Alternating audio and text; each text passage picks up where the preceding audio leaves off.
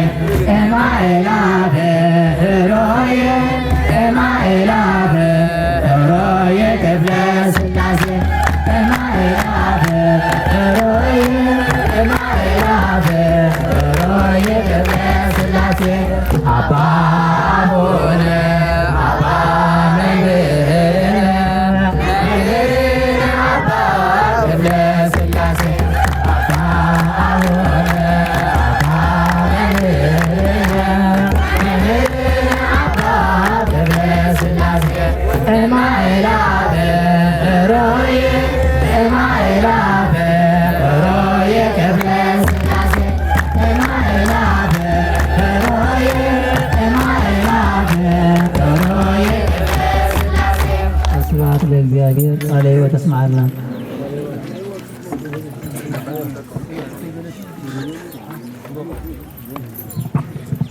هراي ملكنا تمهارو بيت مرسنبت እግዚአብሔር አምላክ ህይወቶም ክባረኽ ኣብ ዝዓበየ ማዕርገ ክህነት ከብፅሓልና ሰናይ ፍቓድ እግዚአብሔር ይግበረልና ዘይርአን ዝፈጠረ በባህሪው ምስጉን ዝኾነ እግዚአብሔር አምላኽና ጸልማት ለይቲ ቀንጢጡ ናብዚ ብርሃን መዓልቲ ኣብፅሑ ኣብዚ ቅዱስ ስፍራ መፂና ኣብና ከፊትና እግዚአብሔር ይመስገን ኢልና ስሙ ክነመስግን ዝፈቐደልና ጎይታ ሰራዊት ዝኾነ ኢየሱስ ክርስቶስ ክብረ ምስጋና ይብፅሐዮ አንትሙ ውእቱ ብርሃኑ ለዓለም ናይዚ ዓለም እዚ ብርሃን ዝተባሃልኩም ብፁዕ አቡነ ዮሐንስ ሊቀ ጳጳስ ሀገረ ስብከት ድባርዋ ብፁዕ አቡነ ሳዊሮስ ጳጳስ ሀገረ ስብከት ድባር መንደፈራ ክቡር አማሕዳሪ ሊቀ ካህናት መርሐ ስብከት ሀገረ ስብከት አስመራ መርጌታ ዘረ ቀሲስ አስመላሽ ክቡር ሊቀ ካህናት ቀሲስ ተክለ ሀገረ ስብከት መርሐ ሀገረ ስብከት ድባርዋ ከምኡውን ክቡር አማሕዳሪ አቶ ፍረ ወንጀል ሀገረ ስብከት ድባርዋ ኩላኻትኩም ኣብዚ ቅዱስ ስፍራ መፂኹም ዘለኹም ጣይ መዝማሬ ክተብፅሑ ትማሊ ጀሚርኩም እስካብ ሰዓት እዚ ውዒልኩም ዘለኹም መጋቢያነ ምስጢር ዝኾንኩም ሊቃውንት አቦታት አይተ እግዚአብሔር ካህናት ላይካነ ምስጢር ዲያቆናት ክቡራን አቦታት ምእመናን አዴታት ምእመናት ኣሕዋታሓት ናይ እግዚአብሔር ቤተሰብ ዝኾንኩም ኩላኻትኩም ብስም አብን ወልድ መንፈስ ቅዱስ እንዳሓን ሓዲርኩም አሜን ልዑለ ባህሪ ዝኾነ እግዚአብሔር አምላኽና ነቲ ፈሪድና ብድፍረት ከፈለትና ብስሕተት ብሓሳብን ብተግባርን ብኩሉ ነገር እንብድሎ በደል ከይፀብፀበ ብዓይነ ምሕረት ጠሚቱ ናብዛ ቅዱስ ስፍራ ምፅኡ ብምሕረቱ ስሒቡ ብረድኤቱ ኣቕሪቡ ንዒልትና ከም ንብዓት ንእጋርና ካብ ዕንቅፋት ሓልዩ ኣብዚ ቅዱስ ስፍራ መፂና ታቦት ናይ አቡነ ክፍለ ስላሴ ታቦት ከነእቱ ከነሸብሽብ ክንዝምር ንእግዚአብሔር ከነመስግን ኣብዚ ቅዱስ ስፍራ ዘጋብኣና መድኃኔ ዓለም ክርስቶስ ክብሪ ምስጋና ይብፅሐዮ ብክልተ ወገን ድንግል ዝኾነት ኣዴና ቅድስተ ቅዱሳን ድንግል ማርያም ብጸሎታ ኩሎም ቅዱሳን እግዚአብሔር ተረዳእነቶም ናይ ቅዱስ መስቀል ጎይታና መድኃኔ ኢየሱስ በረኸት ረድኤት ኣብ ርእስ ኩላና ይሕድረልና ወይእዜኒ ሃረይክዎ ወቀደስክዎ ለዝንቱ ቤት ከመይ ሰመይ ስምየ እስከ ለዓለም ወይእዜኒ አነብር አዕይንትየ ወልብየ ውስተ ዝንቱ ቤት ቀጥና ካልኣይ ነገሥት ምዕራፍ 7 ፍቕዲ 12 ዘሎ ሃይለ ቃል እዩ እግዚአብሔር አምላኽና ንንጉሥ ሰሎሞን ካብ ሕጂ እንድሓር ነዚ ስፍራ እዚ ነዚ ቅዱስ ቦታ እዚ ሓርየዮን መሪፀየን ኣለኹ ስመይ ንዘለዓለም ኣብዚ ቦታ እንዳተዘከረ ክነብር ሓርየ መሪፀየን ኣለኹ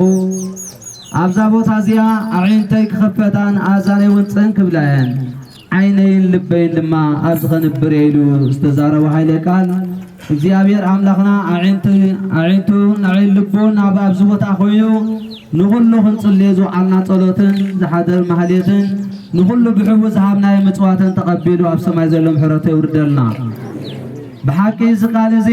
ንጉሥ ሰሎሞን ቤት መቕደስ ኣቐዲሙ ሃኒፁ ነዚ ቅድሚ ንጉሥ ሰሎሞን ምህናፁ ግን ኣቦ ንጉሥ ዳዊት ንጉሥ እስራኤል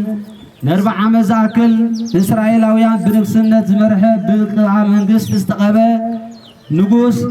እግዚአብሔር አምላክ ከም ልበይ ኢሉ ዝሰመሮ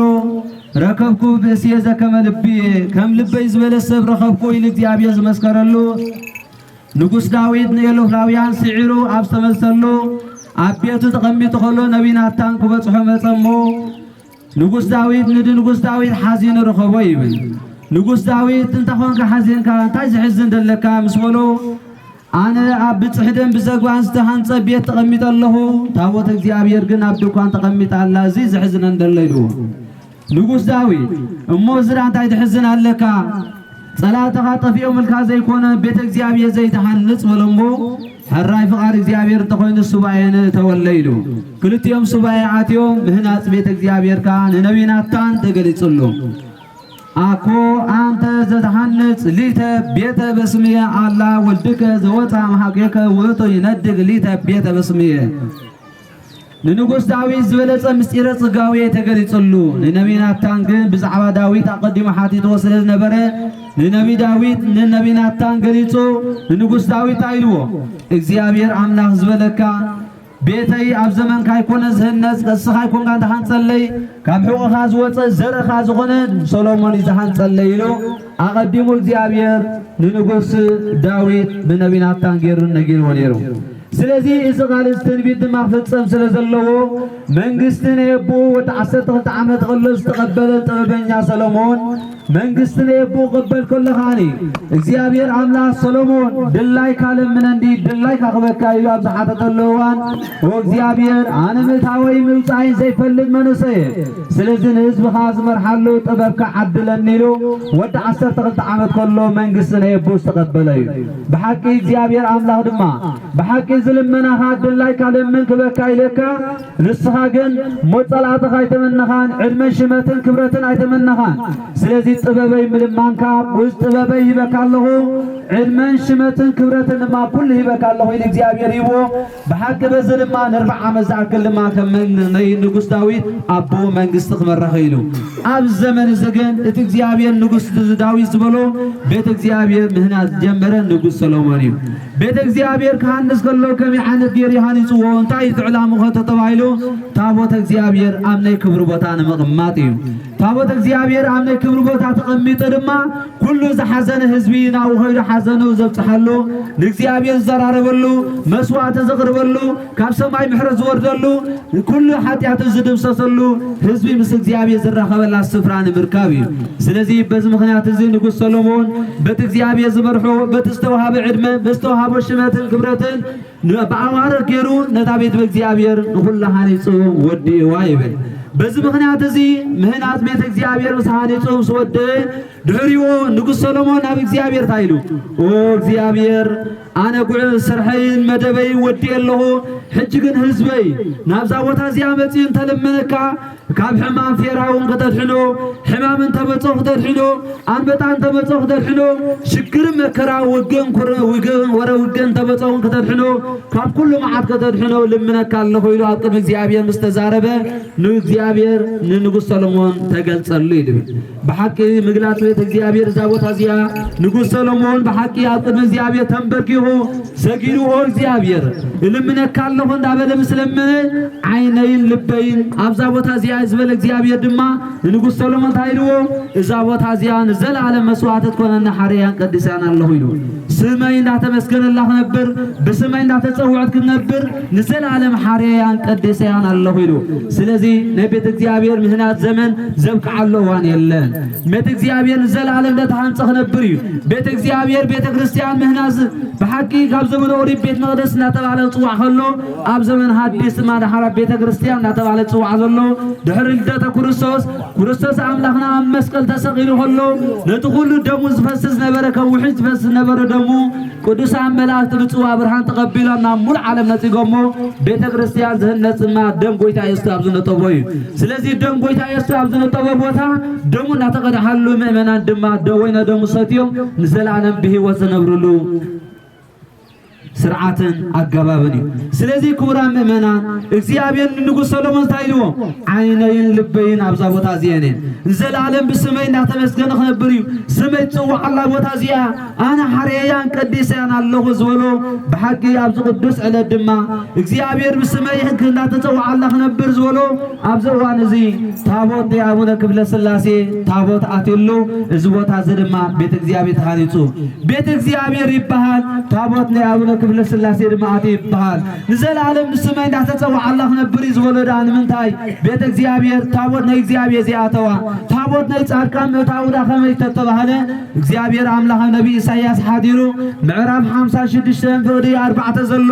ነቶም ስርዓተይ ዝሕልው ሰናብተይ ዝሕልው ንሕናይ ክሕጉስ ዝፈቱ ትሕጅዳነይ ዝሕልው ነዚኣቶም ካብቲ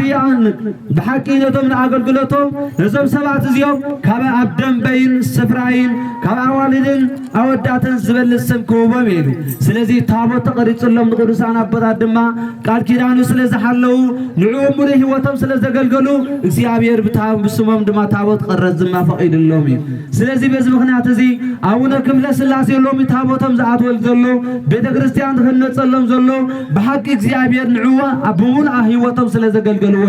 كابابهم تقل مريم كاباديهم نقورس نقول سلومون توليدهم بقدسنا بنهصنا توليدهم امها هاريكو كم قرس امك كم هصنا ديهم بقدسنا بحريت تولد ابهم كاب غزي هصانتهم كم مانم سب كوينم زي حبيو ابوسنتهم كلو تعيزهم عشر موصا نتن عوان كبلعو ويدهم زحيزهم مزوصو نقواصات النهابو صومم داوعلو مصوم قواصن بقسنت كلهم جنبيرهم هابصانتهم لእግዚአብሔር አገልግሎት ጀምቢሮም ስለዚህ በዝ ምክንያት ዝንማ እግዚአብሔር አምላክና በሐቂ አመወዳታ ዘዓበየ ጸጋ ዘዓበየ ክብሪ ዘሃቦም አብ እለት አብ 28 ሰነ ዕረፍቶም ኮይኑ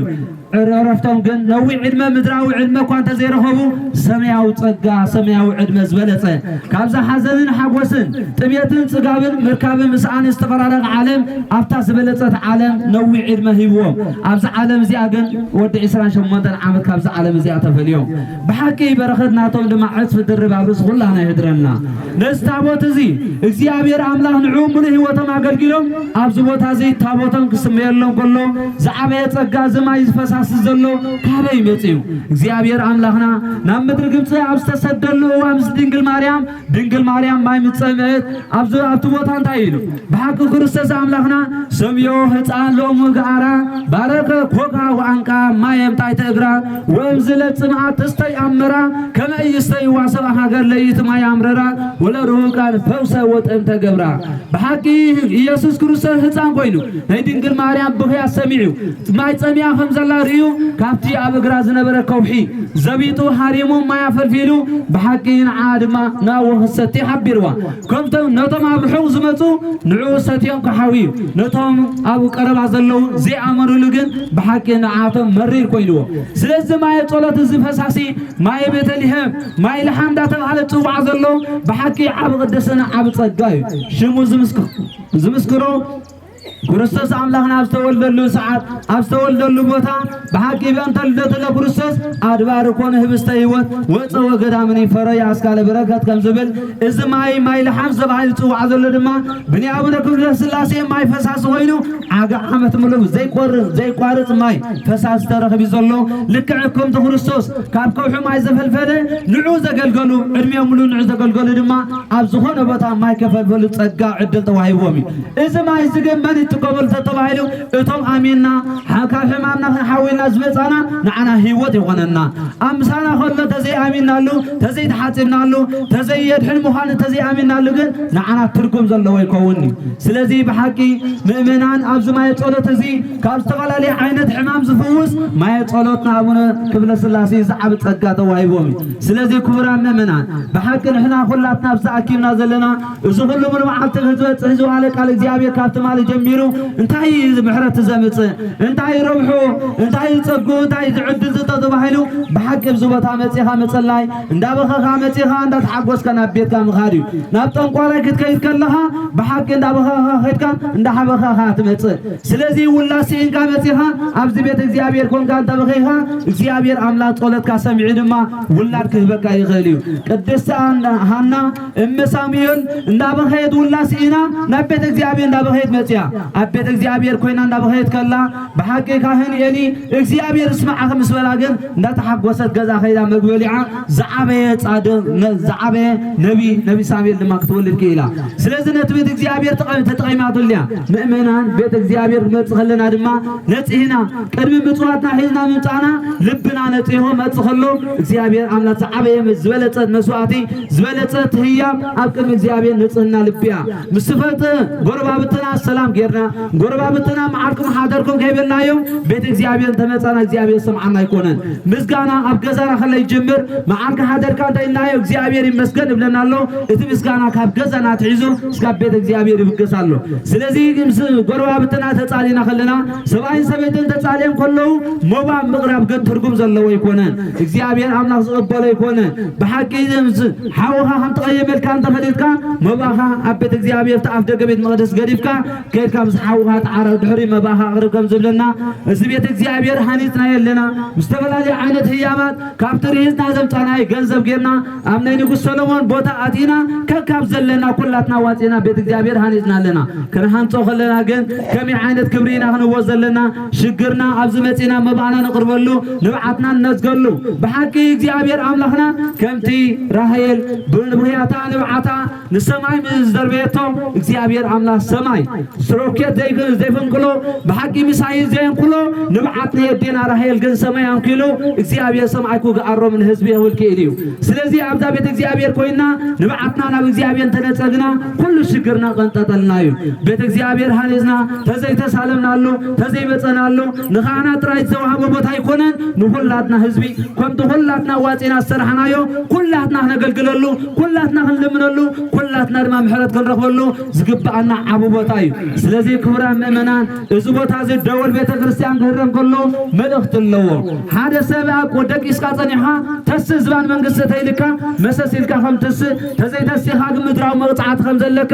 ብሓቂ ደወል ቤተ ክርስቲያን ማታራዊ ነገር ኣይኮነን እንተዳ ዝባን እግዚአብሔር ዝባን መንግስቲ ሰማያት ተስውሃ ዓራኩም ንዑ ምስ እግዚአብሔር ተዘራርብ እያ ትብል ካህናት ደወል ደው ኢሎም ንሕና ግን ካልእ ስራሕና ተወፊርናሉ ደወል ለይበታና ካህናት እዋይ ዞም ካህናት ጸልየሎም እንተይልና ዞም ካህናት ተካለይ ተሓድሩ ተይልናዮም ምስ እግዚአብሔር ዝሓደረ ተካለይቲ የለን ምስ እግዚአብሔር ክብሪ እዩ ምስ እግዚአብሔር ሓጎስ እዩ ንሕና ግን ብዙሓት ሰባት ከይፈለጥና ተካል ሓዲርኩም ሕማ ሓዲርኩም ዝብል ሕማ ዝሓደረ ደቂስ ዝሓደረ እዩ ሕማ ዝሓደረ ኣብ መቃብር ዓራት መግነዞ ድማ ኮበርታ ዝሓደረ እዩ ስለዚ ደወል ቤተ ክርስቲያን ክድወል ከሎ ናብ ቤተ እግዚአብሔር ኮበርታ ደርቢና ከምቶም ካህናት መራሕቲ ኾና ክኾኑ ከለው ንሕና ተመራሕቲ ኮይና ቤተ እግዚአብሔር ክመጽእ ኣለና ነዚ ክንገብር እግዚአብሔር ቅዱስ ፈቃድ ሆነልና እግዚአብሔር አምላኽና ኩሉ ሽግርና መከራና አርሒዎ ብሓጎስም ደስታን የምረና ኩሎም ጠፊዮም ወፂኦም ዘለው ደቅና ናብ ሃገሮም ብሰላም የትወልና ውሉድን ወላድን ዝራኸቡና ፍቅሪ ዘመን ምጻልና እግዚአብሔር አምላኽና መውታውና ምጻና ናይ በረኸት ናይ ሰላም ናይ ረድኤት ይግበረልና ክልኣቱ ክንወፅእ ገዝና ማዕቲብና ክንበልዕ ክንሰቲ ገዝና ማዕቲብና ብሓቂ ክንወፍር ገዝና ማዕቲብና ክንድቅስ ክንተስእ ገዝና ማዕቲብና ክንኣቱ ክንወፍር እግዚአብሔር አምላኽና ቅዱስ ፈቃድ ሆነልና ብሓቂ ክረምቲ እንዳኣቱ ዘለሞ ሰግለለት ጌር የርየናሎ ፅሩይ ዝናም ክበና ማዕበል ማይ ምምፃእ ጥራይ ደይኮነ ማሃበና ጥራይ ደይኮነ ፅሩይ መሃበና ምባል ይለልና ነግሕና ዝመልእ ምድርና ዘፍሪ ፍርያት ዝመልእ እግዚአብሔር አምላኽ ገብረልና ኣብ ሃገርና ሰላም በዚሑ በጤልና ሃዲና ንገብረሉ ቀሲልና ንነብረሉ ተሓጎስና ንነብረሉ ክራማት ይግበረልና እግዚአብሔር አምላኽና ሃይማም ዘሎ ፈውሰልና ገሾም ዘሎ ሰላም ለሰልና ንሃገርና ሙሉ ሰላም ምሕረት ጣልና ወርደልና ያቡነ ክብለ ስላሴ ጸጋም በረኸትን አብርስ ሁላና ይወርደልና ከም ዝለዊ በሓጎስም ደስታም በሰላም በፍቅሪ ተኣኻኺምና ዘለና እግዚአብሔር ናይ ድሓነ ሰላም ገይሩ ንዓመታ ድማ ከም ዘለና ጸሎት ከነቅርብ እግዚአብሔር ምሕረት ከወርደልና ሰላምን ምሕረትን ከእዘልና ቅዱስ ፈቃድ ሆነልና አናቅሕ ዘጀመረና አጀሚሩ ዘፈጸመና ልዑል እግዚአብሔር አምላኽና ክብር ምስጋና ንኹኖ ስብሐት ለእግዚአብሔር ልዑል ወለወላዲቱ ድንግል ወለመስቀሉ ክቡር ሁሉ መንፈስ ቅዱስ አሐዱ አምላክ ክቡራት ሊቃውንት ቤተ ክርስቲያን አቦታት ኣሕዋት ካብ ርሑቅን ካብ ቀረባን መጺእኩም ዘለኹም ነቦና ጻድቅ አቡነ ክፍለ ስላሴ ዓድዛውን ኣኽብሮት ክትቡ ብዙሕ ጥዕና ነዊሕ ዕድመ ንክበኩም እግዚአብሔር አምላክ ክብርን ምስጋናን ንኹኖ እምበር አቦና ጻድቅ አቡነ ክፍለ ስላሴ ኣብ ከርሲ ዛውል ዝወፁ ብርሃን ሃይማኖት ዓምዲ ስነ ምግባር ማለት ዝኾኑ ብዕድመ ወዲ 28 ዓመት መንእሰይ ብመንፈሳዊ ብስለት ገና አረጋዊ ዘይኮኑ አቡነ ክፍለ ስላሴ በረኸት ቅዱስ ታሪኾምን ክንካፈል ፈቃድ እግዚአብሔር ይኹነልና አቡነ ክፍለ ስላሴ ካብ ኣቦኦም ማለት ከምዚ ጠቆስልና መርጌታ ክንሰምዖ ፀናሕና ትምህርቲ ኣቦኦም ወልደ ዘኬዎስ ማለት ካብ ኣዲኦም ከዓ ርግበ ዳዊት ማለት كاب عبد زاول كم تولدو يحبرنا سموم دما مرها غزي تباهيلهم كم زبلوا مو مهاري غزي أبونا كفل سلاسي صادق سلازي بحقي رتن وفيات أقارهم نايتات عدمي نحلفين مالت مسب تررا بو دما نابقو سنت أباقي كنت بقوسي زحبرنا እሞ እተዳአክል ትምህርቲ ሂቦምና ስለዝኾኑ መርጌታ በሐቂ ከምቲ ኣብ ማቴዎስ ምዕራፍ 10 ኣብ ፍቕዲ 41 ስጋብ 43 ዝሕብረና ዘተወክፈ በስመ መልአክ ይነስእ ኣስበ መልአክ ብስም ናይ መልአክ ጽቡቕ ግብሪ ዝገበረ ጻማ በረኸት ረድኤት ናይ መልአክ ከም ዝረክብ ዘተወክፈ በስመ ነቢይ ይነስእ ኣስበ ነቢይ بسم ناي نبي طبو قرز قبرت ما طعما برخت رديت ناي نبي خمد ركب زتوقف بسم صادق ينساس وصادق بسم ناي صادق طبو قرز قبرت ما طعما برخت رديت ناي صادق خمد ركب ثالث رب حق بشنطات كان بوحد ماي بخبيا ونذهبن حدث صمن تشجرن سب صامو قدم እግዚአብሔር ብዙሕኩም ምዃኑ بحق ብለኩም ኣለኹ ይዝብለና እሞ ንልቢ ደረስርስ ንልብ ዝሃንጽ ትምህርቲ ሂቦምና ስለዝኾኑ ወርጌታ እስጢፋኖስ ኣብ ልብና ሕድሮ እግዚአብሔር ኣምላኽ ህንፃ ኢየሩሳሌም ዝኾነ ብሓቂ ሰሪሕኩም ካብ መድሃኒ ዓለም በረኸት ረድኤት ኣብቲ ዘይሓልፍ ሰማያዊ እግዚአብሔር ኣምላኽ ይቀበለልኩም ቤተ ክርስቲያን መሪቓያ ብሓቂ ከምዛ ኣመሰለ ኢየሩሳሌም ተዘይኮይኑ ካልእ ቦታት ሃኒፁ ይርአና ልዑል ዝኾነ ህንፃ እሞ በረኸት ዘውህብ ብሓቂ ዕሽርኩም እንዳኸፈልኩም ቤተ ክርስቲያን كنت زقبا كل قبرين منقسنا نهبو نبيت እግዚአብሔር كأ عشر قبو سلوزخونه بحقي عشر ندهاكم نبنا صادق أونه كفل سلاسي سماياوي زخونه هنصا تسريح سلوزلو እግዚአብሔር عبد برخت عبد رديت وركم بكلهم زم قلوع توليدهم دلو ህፃናት ድማ እግዚአብሔር አምላክ አንካባኺቡ ኣብ ትምህርትን ኣብ ዝግርን ኣብጽሓልና እሞ ብዙሕ ጥዕና ነዊሕ ዕድመ ቤተ ክርስቲያን እንዳጸለየት ብኩም ስለዝኾነ ዓብዲ በረኸት ክበርኩም እግዚአብሔር አምላክ ሊቃውንትን መምህራንን ኣብዚ ዝመጻኹምና ከነመስግን እና ፈተና ኣቅድም ኣቢልና ግን ንብፁዓን ኣቦታትና ጳጳሳት ከነመስግን ምክንያቱ ካብቲ ዘለዎም ጻዕቅ ስራሕ ካብቲ ዘለዎም ከቢድ መንፈሳዊ ኣገልግሎት ግዜ ቆጢቦም ናብዚ ደብርዚ ምእመናኖም ክሪኡ ንቤተክርስቲያኖም ክባርኹ ዝመፁ ብፁዕ ኣቦና ኣቡነ ዮሐንስን ከምኡ ድማ ብፁዕ ኣቦና ኣቡነ ሳዊሮስ ጳጳስ ሃገረ ስብከት መንደፈራ ሃገረ ስብከተይ ኣይኮነን እንታይ ከገዲስኒ ዘይዕርፍ ዘይድቅስ ከይበሉ ካብ ርሑቕ መፂኦም ናይዚ ዕለት እዚ ተኻፈልቲ ኮይኖም بقداسيهم باريهمنا بصقوهم دما بركات حديرهم لنا يممو زي حلف زي بلي እግዚአብሔር አምላክ አክሊል ዓወት አክሊል ክብሪ አክሊል መንግስተ ሰማያት ያዓድለልና አኩሉ ዕዮኦም አበርክቶኦም አገልግሎቶም ድማ ህይወቶም ብጥዕና አገልግሎቶም ድማ በአሳልጦ ዝተፈልጠን ዝተወከለን ክኾነልና ደጊመ ሰናይ ፈቃድ እግዚአብሔር ይኾነልና ምስኦም ዝመፁ ሊቃነ ካህናት ስርሖም ጽዑቕ እዩ አገልግሎቶም ድማ ሰፊሕ እዩ ኣብዛ ሰዓት እዚኣ ኣብ መንጎና ክርከቡ ከለዉ ኣብቲ በቤተክርስቲያኖምን ኣብቲ አገልግሎቶምን ክንደይ በኺሩ ከም ዘሎ ፍሉጥን ርዱእን እዩ ግናኸ ህዝብና ክንባረኽ አገልግሎትና ከነስፍሕ ደቅና ክንርኢ ብምባል መጺኦም ነያሙሞ እግዚአብሔር አምላክ ብደቆም ዝሕጎሱ ክህነቶምን ሊቅነቶምን ትምህርቶምን ድማ ናብሉድ ወለዶ ዝሓልፍ ይግበረልና ብድሕሪኡ ነመስግኖም ሊቃውንት ካህናት መምህራን ዲያቆናት ብሓፈሻ ካብቲ ማሊ መልአኽ እምበር ሰብ ከምዚ ልደውብል ይኩብሉኻ ዛንታዩ ግናኸ ከም መልአክቲ ኮይኖም ከም ቅዱሳን መላእክት ንእግዚአብሔር ከመስግኑ ነዚ ቤተክርስቲያን ተሃኒጹ ድማ ቅዱስ ቤተክርስቲያን ክገብርዎ ምእንቲ ለይቲ ምስ መዓልቲ ደኺሞም እዮም መጺኦም እሞ እቲ ድኻሞም ድኻም ቅዱሳን ድኻም ሰማዕታት እግዚአብሔር አምላክ ክገብረሎ ሰናይ ፈቃድ እግዚአብሔር ይግበረልና سلي زوا دواروا أتو سروانجين مسعبتهم أبزق زيزي سنبتيو سنبت نايسرح عرفتي نتصوم الملوء بوزح سرح تجانا أمره قرب ملسان تخونو تعرفوا لي جناخه حزبنا تحوكيسنا وعلى حزبنا علل كبلنا وعلى أفتحوسو أفتعللتو نسوح حبيرنا كنو علينا بمبال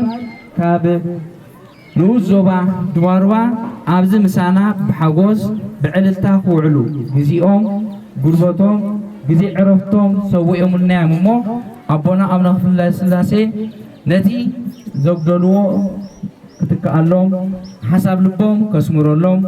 ناي سرح زمانهم دما كبارخولهم وطرو بيمان بسقام بقدم بدحر كوينو كحلوهم سناي فؤاد እግዚአብሔር ይበልና بدحريونا مسجنو نعدنا هنا بزلون نفسنا مسجانون قبوي تايتم عدنا نزلة ترسيان كسرحن كله أديتات كابكناتنا فتحا أبوتات دما كافتي جبوهم نتانا دقوم كولعو كابز قباء إننا نكيو نزا قدس فترسيان زيا سليمكما أوقيبكما أبز درجازي أبزكما خمومو እንኳዕ ሓጎሰኩም እንኳዕ ደስ በለኩም እግዚአብሔር አምላክ እንኳዕ መጎሰኩም ነዚ ዕለት እዚ ድማ ኩን ምግባር ክንሪኦም ዝቐነና ሽማግለ ብወገን ዓዲ ይኹን ብወገን ኣስመራ ሰብ እኳ ክንዲ ዝደክም ድዩ ኢኻ ትብሎ ምክንያቱ ኣብ ደገ ከይተረፈ ናይ ዓዲ ሳውል እናተባህለ ክለኣኽ ዝቐነየ ገንዘብ ኣብ ዓዲ ክዋፃእ ዝቐነየ ገንዘብ ኣብ ኣስመራ ክዋፃእ ዝቐነየ ገንዘብ ንዕኡ ዘዋፅዎን ዘመሓድርዎን ነዚ ኩሉ ዝኣክል ዳስ ዝኣክል ሽሻይ ክትቅርብ ንሓንቲ ውራይ እኳ ክንደይ ጋዶን ድኻምን ከም ዘለዎ ዝዝንጉዕ ይመስለንን እዞም ሰባት እዚኣቶም ግን በዘሪኢነ ሰማይተ ንኸውን በቲ ዝረኣናየና ንምስክር ክደኽሙ ሰልኪና ከይበሉ ሰንበት ከይበሉ ተተኣኻኺቦም ገዛ ከኣቱ ገጽ ሰብዳ መለኮት እንዲ ግን ኳሕኳሕ ኣቢሎም ንምርቕ ኣለና ቤተክርስትያን ወፍያ ግበሩ ክብሉ ከለዉ እንታይ ደኣትይዎሚ በረኸት ናይ ኣቦና ኣብነ ኩለ ስላሴ ስለ ዝደለዩ እዮም ስለዚ ኩልኩም ኣብዚ መፂኹም ዘለኹም ድማ ነቶም ከምዚ ዝኣክል ዕጥቂ ዝተዓጠቑልና ኣዝኹም ከተመስግኑልና ጸሎት ክትሕዙልና ቤተክርስትያን ድማኒ ኣቦና ኣብነ ኩለ ስላሴ ከምቲ ዝሕጎስኩሞ ብየማን ብፀጋም ኮይኑ ዘለዓለም ክባርኸኩምን ናብ ውሉድ ወለዶም ክሕልፎ ሰናይ ፍቓድ እግዚአብሔር ይበረልና ኣብ መወዳእታት ምስጋና ወዲእና ኢና ንኩላትኩም ግን ኣብዚ መጻኹም እንታይ ክብለኩም ደሊ እንኳዕ ሓጎሰኩም ዛቲ ይእቲ ሆህታ ለሰማይ ይብል እዚ ኣብ ደገ ሰማይ እዩ ኢልዎ እንታይ ማለት እዚ እዚኣ ኣብ ደገ ሰማይ እምበር ካልእ ኣይኮነትን ይብል መን እዩ ቅዱስ ያዕቆብ ነዚኣ ምስ ረኣያስ ኣብ ደገ ሰማይ እሞንኒ እዛ መፂኹማ ዘለኹም ቦታ ኣብ ደገ ሰማይ እያ እንኳዕ ሓጎሰኩም ኣብ ደገ ሰማይ ስለዝኾነት ድማ ናብ እግዚአብሔር ተብፅሕ ስለዝኾነት ሎሚ ዝመፂና ገጽ እግዚአብሔር ርኢና ኢና ንኸይድ ዘለና እሞ እንኳዕ ደስ በለና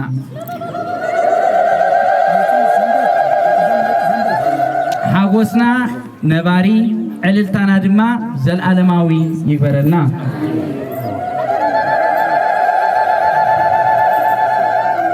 ስለዚ ክቡራን ህዝበ እግዚአብሔር ካብ ርሑቕ ካብ ቀረባ ዝመጻኹም ኣቦና ኣብነ ኩለ ስላሴ እዛ ቤተክርስትያን ደብረ መድኃኒት እያ ትበሃል ፈውስን መድኃኒትን እዮም ኩላትና ንምስክሮ ኣብ ህይወተይ ኣብ ህይወትኩም ፈውሲ መድኃኒት ኮይኖምና ዝኸዱ ዘለው ኣቦ እዮም نحن نتحملنا قصنا حزب تبيلنا بناي تسبل أبونا أمنا فلس الله نحاول دكنا حمم تيلو نأبونا أمنا فلس الله تسبل ندو حسبوا نبل حسب مستمرو بدت يولو سلازي عوتاتنا أفت عوت أبو أفت مدهانيتنا زوانا أبو أفت قدوس أبو كم زجرنا خمس سالم زبك عنا زي بهيرمو كبرنا مسكانا نسمو يخون سلازي كابرحو كاب قربا نزل مدهانيت نزل فوسي قعد أبيكم وشيتكم مو خمسون لكم يزعمنوا مو زبير أمنكم يقبلنا آمين حبانا زيت كليو كلاتنا كم حد عدس أزرعنا هنا እዞም ጎደቦታት ዓዲ ኩላትኩም ከብቲ ሒዝኩም መጺኹም ኢኹም ከብቲ ጥራይ ዘይኮነ ቤተክርስትያንኩም ዓጺኹም ኣብቲ ዓድና ኢና ንውዕል ኢልኩም ኩላትኩም መጺኹም ኣለኹም ኩሉ ዝጎደቦ ዓዲ ኣብዚ የሎን ኩሉኹም ድማ ዓድኹም ስለዝኾነ ቤትኩም ስለዝኾነ ገዛኹም ስለዝኾነ ኣቦና ኣቡነ ክለስላሴ ድማ ኣቦኹም ስለዝኾነ ኢኹም መጺኹም እሞ እቲ ዝሃብኩሞ በረኸት እቲ ዝሒዝኩሞ ዝመጻኹም ሽሻይ እቲ ዝተዓጠቕኩሞ ዕጥቂ ንዘለኣለም ብፍቕሪ የንብረና ንስኻትኩም መጺኹሞ ዘለኹም ድማ ኣቦና ኣቡነ ክለስላሴ ዓድና ዓድኹም ድማ ዓድና እሞ ብበረኸት ብሽሻይ ብንጽህና ብቅድስና ሙሉእ ይግበረልና ስለዚ ዘይሃብ የለን ኩሉ ሰብ ሂብዩ ናይ ኩሉ ሰብ ክንዝርዝሮ ግዜ ክነምሓና ስለዝኾነ ናይ ኩላትና ጸሎት ብፁዓን ኣቦታትና ክገብሩልናዮም ኩላትና ጸሎት ሓፍንበል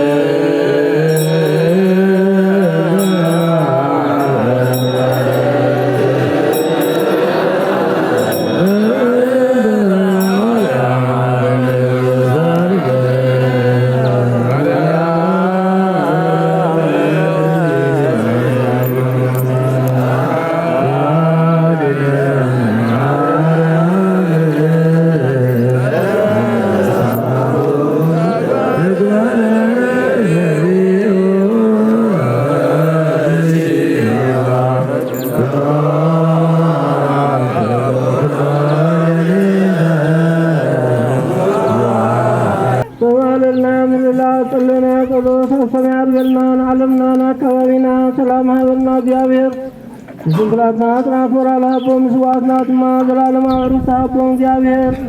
ናይ ሚካኤል ሊቀ መላእክት ብርኽት ረድኤት አናም ኩሉ ህዝበ እግዚአብሔር ህደርና ቦና ጣዱ አሁን ሁሉ ስላሴ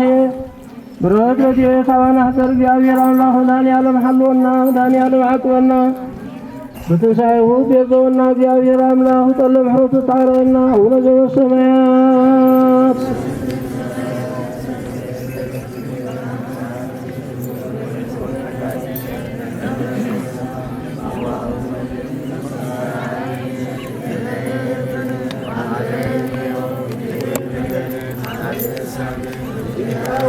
وأنت الدين وأملاك الهدى ኢየሱስ ክርስቶስ ካህን ካህናት ኃጢአት ተንሳሲያው ሳውል ድለብሩ ስልጣን ወአቦም ላቦይነ ሐዋርያ ስርያት ያታለም በደሙኩም አሽረኩም ኃጢአትኩም ዘጎርኩም ዘኩም በበስመኩም ኩኑ ታኑ ጻለ ይረስየን ይረስኩም ዮሐርና ክርስቶስ ወላሰርተ ኩልተ ጊዜው ዛለፈም ሐረና ዝመጽሐልወና ከማሁ ስላጤና አዲስ እንግዲህ ማርያም መንተግዝእትነ ማርያም እግዚኦ መሐረና ክርስቶስ ወላሰርተ ኩልተ ጊዜ መንተግዝእትነ ማርያም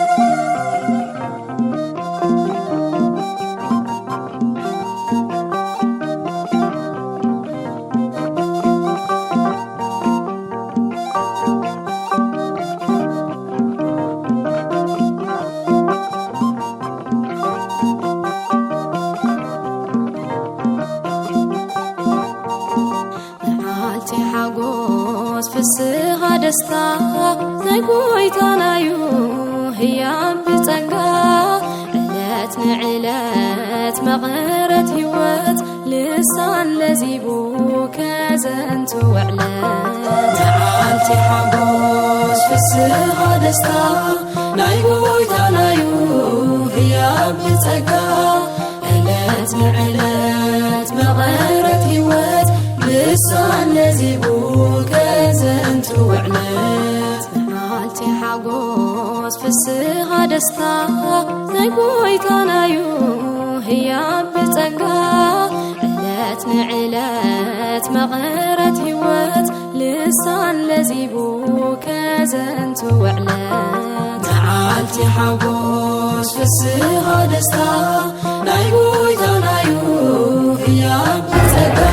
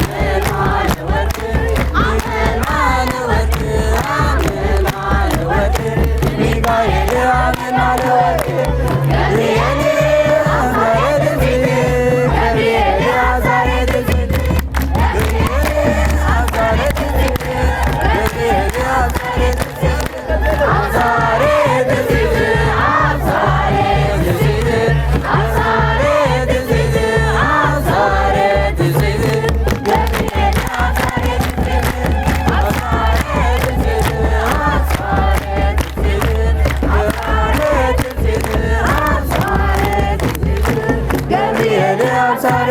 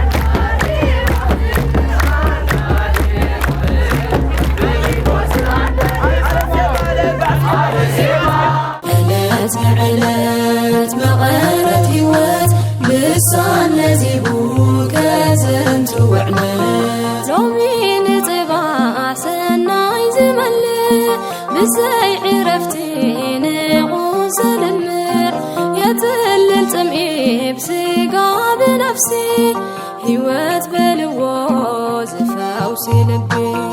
معالتي حقوس في السها دستا نايقوي تنايو هي بتقا علات علات مغارت هيوات لسان يزيبو كزنتو علات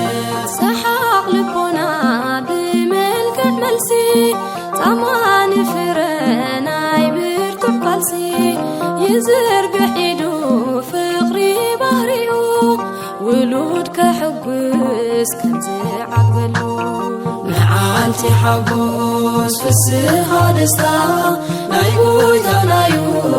هي بتقا علات علات مغارت هيوات لسان نزيبو كزنتو علات فتور يحسب أملاغي فتم زبل قدوس قال إنه قتم من مولا يورسو زشمه كساد زقنع ويتا خبونه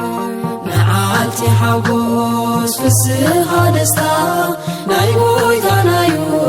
هي بتقا علات علات مغارت هيوات لسان يزيبو كزنتو علات كله زكافل نازي برخات ينكح لبوس لازي وهبات كبر تمسكن يبل بعوتا لبو يفسح يدمق عللتا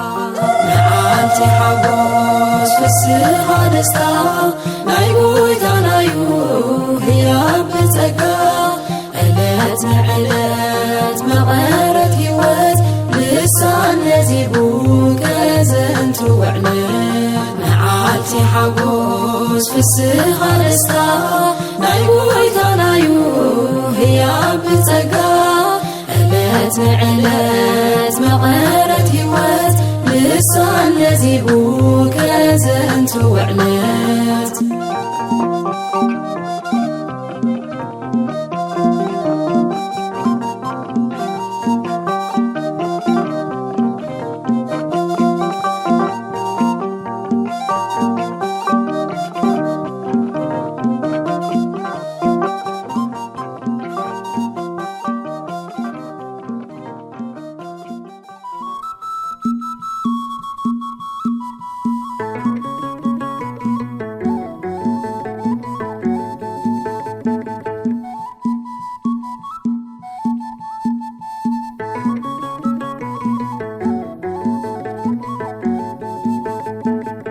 عسي صلوتي سمرة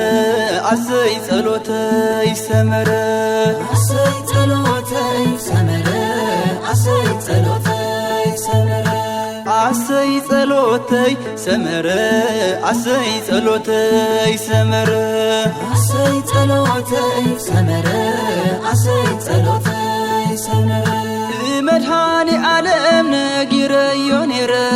عسي صلوتي سمرة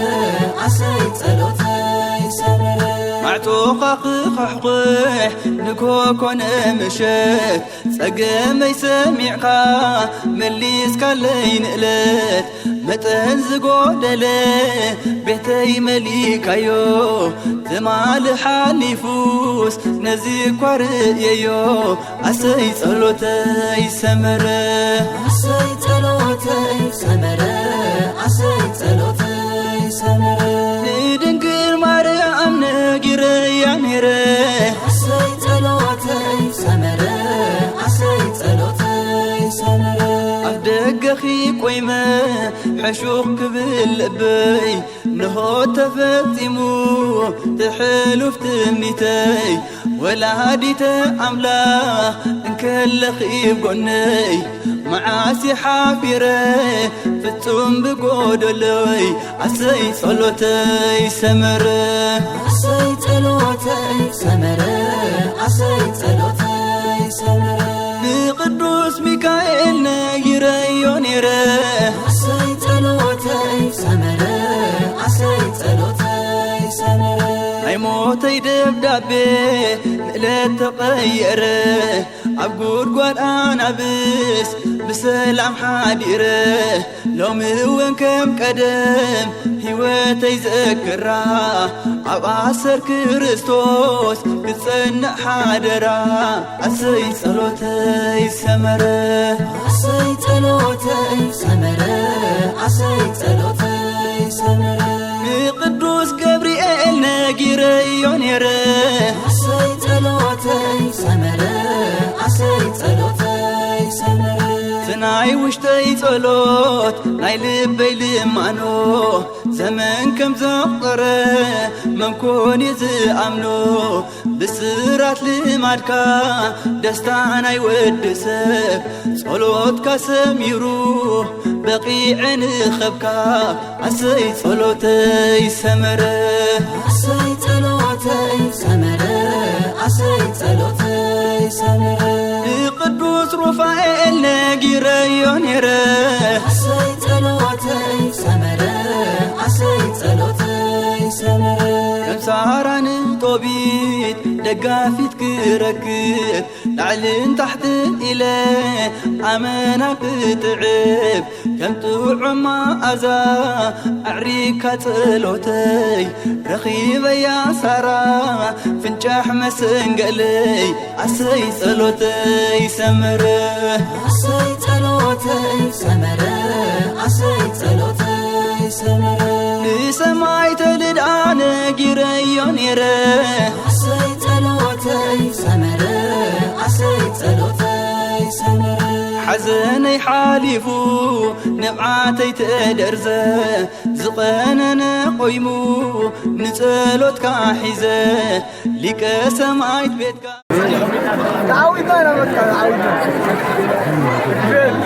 ናይ ህይወተይ ሰረት ለምሊመ ጉላዕሊዐ ፈርየ ብህይወት ኣሰይ ጸሎተይ ሰመረ ኣሰይ ጸሎተይ ሰመረ